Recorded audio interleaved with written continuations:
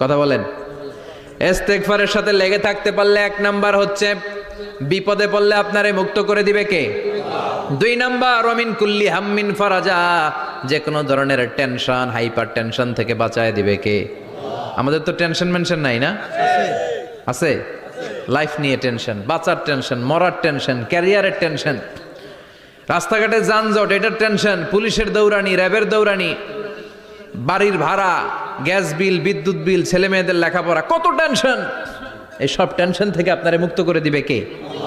3 নম্বরে ওয়ারযুকহু মিন হাইসু লা ইয়াহতাসিব, এমন জায়গা থেকে আল্লাহ আপনার রিজিকের ব্যবস্থা করবে আপনি কল্পনাই করতে পারবেন না। সুবহানাল্লাহ পড়েন।